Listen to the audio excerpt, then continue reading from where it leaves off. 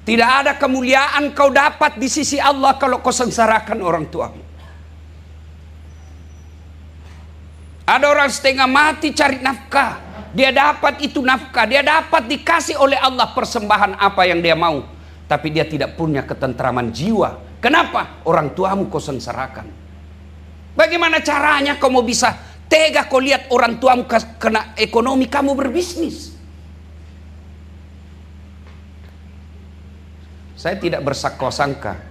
Biasanya kejadian begitu kalau menantu juga kurang ajar. Mau mi anaknya, apa datang istri? Apa tonseng? Solid pagat tuh, nah bisa jadi belakang. Dapat suami yang takut sama istrinya, si kena lalu. Tapi Ibu Amalia alhamdulillah. Nah biar mau kita suami kalau istri tak pan rasu-rasu, ndak ton jalan pak. Apalagi kalau Nabila mi pilih mako, mamamu atau saya istrimu. Mana bisa dipilih dong? Mana bisa dipilih antara istri dan mama, sama-sama penting. Saya tanya gini, jangan ki marah-marah ibu. Nah saya tanya ki, saya cinta ki supaya masuk ki surga sama-sama. Pernah ki rasakan namanya hamil toh? Pernah? Enak enggak? Menderita 9 bulan. Pernah kita rasakan bagaimana melahirkan? Tapi kalau orang kaya sekarang bisa minatur tanggalnya. Nabila mami. Iya toh? Tapi kalau melahirkan secara normal, Allah kasih apresiasi seperti dijelaskan Ustaz tadi, mati syahid pahalamu. Ibu pernah merasakan menyusui? Apalagi waktu na tumbuh gigina toh? Oh male, oh nokoka. Nu tinju tidak ada. Kau tinju kurang ajarin kau gigi kah? Ndak, nah buju itu kasih ada lepas kona. Siang anak malam jantung makiriu bapak-bapak. Iya toh? 3 inilah yang ditanggung seorang perempuan dan tidak bisa dipikul seorang laki-laki. Sehebat apapun fisiknya laki-laki Pak Jim yang otot-ototnya sampai seperti pahanya di tangannya, dia tidak bisa memikul namanya hamil. Kita paling laki-laki menderita ketika istri tak ngidam. Apa doa nak berhenti ngidam istri Ustaz?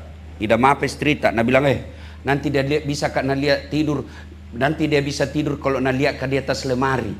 Oh malek. Aku bilang jadi kalau mau tidur jam 10 Ustaz, nak suruh mau naik di atas lemari. Aku bilang berhenti kau nak kerjai kau itu. Paling itu kalau ngidam. Paling kita laki-laki stres kalau dia melahirkan. Bolak-balik kita di depan pintu tapi masih sempat merokok. Perempuan melahirkan pertaruhannya kalau tidak setengah mati sekalian. Menyusui. Ini 3 sehebat pun laki-laki tidak bisa dia tanggung. Makanya pantas ketika Nabi ditanya, ya Rasulullah, setelah Allah dan Rasulnya siapa yang saya taati? Kata Nabi, ibumu. Mengandung. Setelah itu siapa ya Rasul? Ibumu melahirkan. Setelah itu siapa Rasul? Ibumu menyusui. Setelah itu siapa? Bapakmu. Ibu, bapak. Berarti 3 ibu, 1 bapak. Jangan kau lagi salah paham salah paham ngasih minne. Betul gitu kau lu. Apa kau poligami nama istrimu saja pegang remote kontrol tidak bisa mau kuambeki. Iya. Ibumu, bapakmu. Kenapa? Karena 3 kali penderitaan perempuan yang tidak bisa ditanggung kita laki-laki.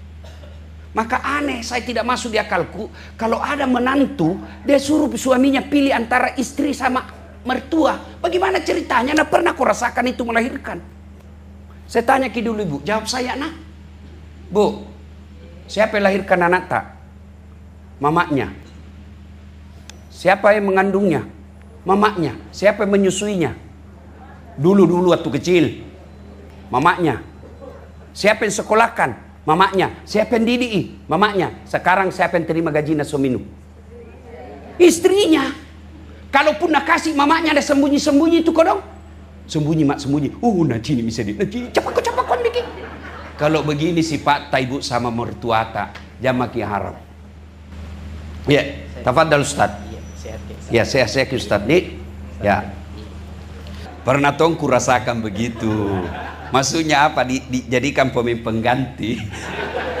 Tapi semua punya kelebihan ya. Jangan lagi bapak-bapak banding-bandingkan ulama. Oh kalau ini ceramah begini, kalau begini. Memangnya kalian ini tim hakim? Ya, dengarkan saja. Semua ulama itu baik, semua penceramah baik dengan versi dan tata cara masing-masing. Saya dibully di medsos dan hari ini saya jadikan status di IG saya. Ustadz ini kenapa kalau ceramah hanya ceramah melucu saja, kasih ketawa-ketawa saja. Dibully saya di Facebook. Saya bilang ya minimal saya kasih gembira-gembira, kasih ketawa umatnya Rasulullah supaya mereka terhibur. Mudah-mudahan hiburan itu dia tidak mencari maksiat untuk cari hiburan. Bapak saudara-saudara sekalian, nah ini pelajaran di tempat ini, muliakan orang tua. Tidak ada keselamatan bagi mereka yang durhaka sama orang tuanya. Anak-anak kita inilah yang mesti diturunkan kembali tata cara memuliakan orang tua. Zaman boleh berubah, masa boleh berganti, tapi akhlak kepada orang tua tetap standarnya tidak boleh berubah. Zaman kita kecil dulu, ajak mojek nama bicara kasar otomatata. Jangan bicara kasar sama orang tua. Dilihati saja matanya itu kita sudah dianggap anak kurang ajar. Nah sekarang anak-anak pelototi matanya mamanya. Kita dulu kalau mau makan pulang sekolah jalan kaki kita pulang. Sampai di rumah mau makan buka apa langsung bilang mama hehehe. Jangan kau dulu makan nak. Dosa kau kalau sisa tangannya kau kasih bapakmu.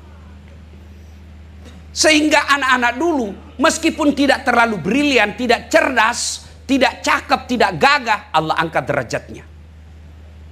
Kenapa? Mereka memuliakan orang tua. Dan itu standar Quran.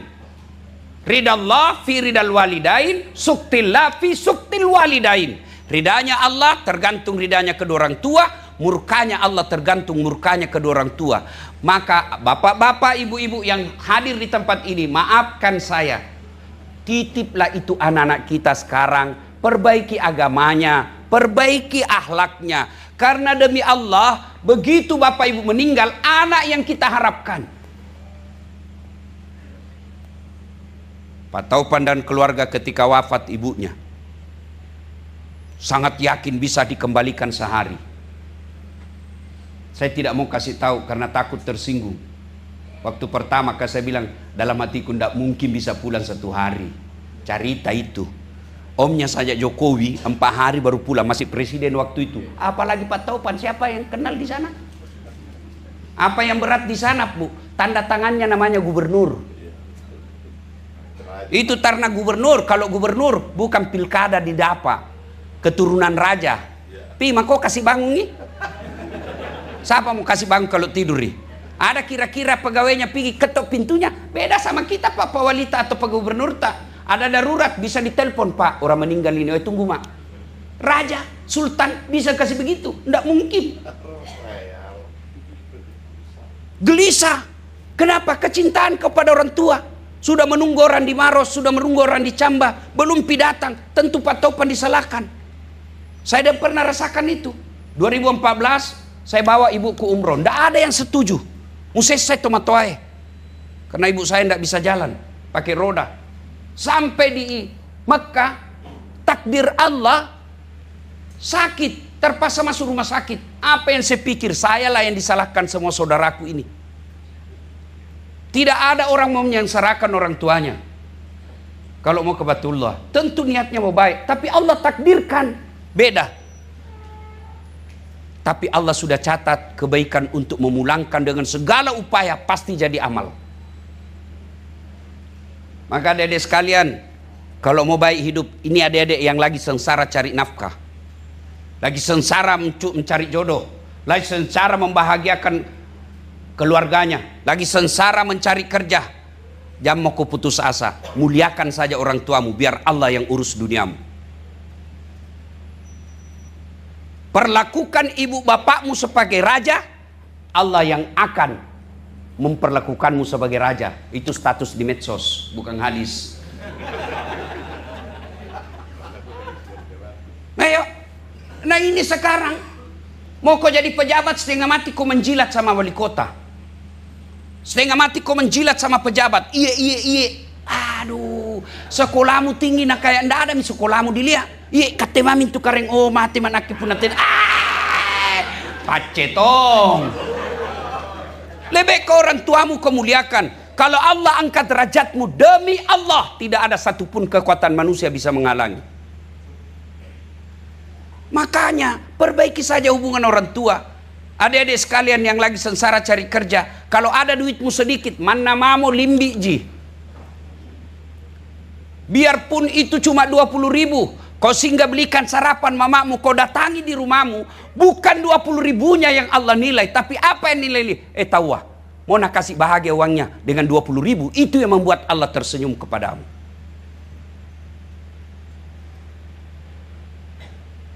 Seangkatan saya di kampung dan teman-teman kuliah kadang bergosip, apa itu dilakukan Ustadz, cepat sekali pergerakannya. Korona melihat saya sama-sama anak mahasiswa SMA, dilihat bagaimana susahku dulu jalan harimau. Jalan kaki saya Pak pergi jalan itu, jalan Cakalang, SMA 4. Naik sepeda BMX saya dari jalan harimau pergi cuci-cuci. Jalan Antang, Kompleks Sidi. Cuci pakaiannya sepupuku. Saya cuci kalau pagi hari, naik sepeda tuh. Jadi orang yang baru sepeda sekarang beru Pak kok. Mencuci pagi, tunggu siang selesai kering, sore disetrika, sudah itu pergi lagi naik sepeda ke jalan Beringin. Ada sepupuku di situ pegawai PU, saya ajar lagi ngaji anaknya. Cepat pergerakan, orang bilang lihat. Apa rahasianya? Saya tidak cerdas, tapi saya muliakan orang tua saya. Untuk apa sekolah tinggi-tinggi kalau orang tuamu kau tidak muliakan? Untuk apa harta berlimpah kalau orang tuamu tidak nikmati? Umar bin Khattab pernah bertanya, ya Rasulullah, saya tahu Allah tidak mungkin saya bisa lihat di muka bumi ini. Saya tahu tidak mungkin saya bisa nampak wajahnya Allah di muka bumi ini. Tapi bagaimana supaya Allah tersenyum kepadaku? Kata Nabi, buat ibu bapakmu tersenyum, maka Allah pasti tersenyum kepadamu. Kepada dindaku anggota dewan dan saudara-saudaranya, kalau kau mau bahagia, kalau kau mau dapat karir politik yang baik, jangan kau jauh-jauh, muliakan orang tuamu. Kalau Allah yang mengangkat derajat manusia, tidak ada satupun kekuatan manusia yang bisa menghalangi. Inilah yang kekurangan anak-anak kita sekarang. Maca tuh anak-anak makukue Pak, maca. Uish. Saya saja mau WhatsApp, itu kupegang di 2 tangan, membalas WhatsApp masih salah ketik. Nah ini anak-anak kah? Nah bilang genset. Mana nek sepeda motori bisa na jawab itu WhatsApp. Hebat nih itu anak-anak sekarang, cerdas-cerdas tuh anak-anak kita sekarang Pak. Satu aja kurangnya, kurang ngajar. Makanya kalau ada anak salah didik, kalau boleh dipersentasikan, kalau boleh diangkakan, bapaknya salahnya 3, mamanya 7. Kenapa bisa Ustadz? Karena kita laki-laki lebih banyak keluar. Dan hebatnya Allah muliakan perempuan. Itu perempuan kalau suaminya maksiat, itu istri tidak tanggung dosanya suami. Beda kita laki-laki, ditanggungi dosa ibu. Mana penceramah seperti Dasat Latif, istrinya apa gosip, istrinya ndak sambayang, istrinya ndak pakai jilbab, dicari nanti suaminya. Mana ini suaminya? Nah baik namamu sifatnya belum ijab kabul. Waktu na belum menikah baiknya ini sama orang tuanya. Kenapa bisa ini anak begini setelah kau jadi suaminya?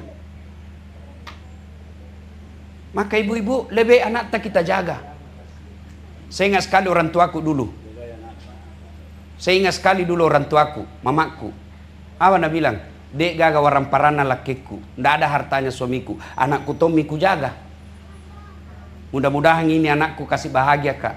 Alhamdulillah banyak orang kaya di kampungku. Tapi sepertinya hanya saya yang antar jemput mamaku helikopter. Saya mau tunjukkan, kalau anakmu kau kurus dengan agama, insya Allah dia nak kasiriku. Tapi kau politiknya saja nak urus, ndak tahu agama, nak kasiri kau nanti. Maka tak sia kali ini pelajaran berharga. Ayo muliakan orang tua. Bagaimana kalau meninggal mi Ustaz? Labet nih tomatoai sudah meninggal, tidak sempat kita tobat. Wala tai'asu min rauhillah. Jakmu peturenu. Satu, doakan. Orang yang sudah meninggal tidak banyak doanya, tidak panjang. 4 saja kita minta. Dan boleh bahasa Arab, boleh juga bahasa Indonesia. Menjadi Islam tidak berarti harus berbahasa Arab. Menjadi Islam tidak harus anak, saya menjadi anak, kamu menjadi antum, maaf jadi afwan. Enggak. Boleh berdoa pakai bahasa Indonesia. Daripada ibu bahasa Arab tidak tahu artinya, nanti bingungi malaikat. Nah bilang apa maksudnya ibu ini? Mau doakan makna ternyata doa nama baca doa makan. Iya toh. Apa doanya orang meninggal? Ya Allah, ampuni dosa mamaku. 2, terima amalnya. Ada amal tidak diterima? Ada. Amal pilkada. Bagi-bagi jilbab. Nabi bilang nanti ya Allah, ada jilbabku 30.000 ku sebar. Nabi bilang malaikat, balik-balik ini Tuhan. Mau jadi coblos mana kana bagi. Nah, itu ada amal begitu, ada. Maka kalau ada seperti itu kita doakan, terima amalnya kamase. Terima amalnya ya Allah. Yang ketiga, palecungi, lipat gandakan kebaikannya. Yang amalnya kalau dikalkulasi, diangkakan, amal dia bawa pulang 10 juta, kita minta ya Allah tak terhingga nilainya.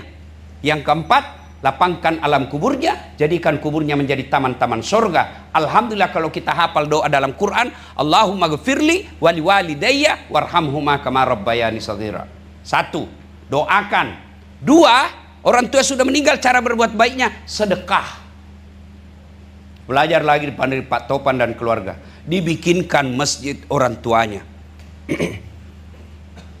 Rugi bapak punya uang banyak, kalau tidak ada masjid tak rugi. Mati mendadak. Apa? Ibu-ibu. Yang gimana nak? Yang gimana? Ini yang banyak semua mas tak. Kalau mati mendadak ibu, siapa pakai mas tak?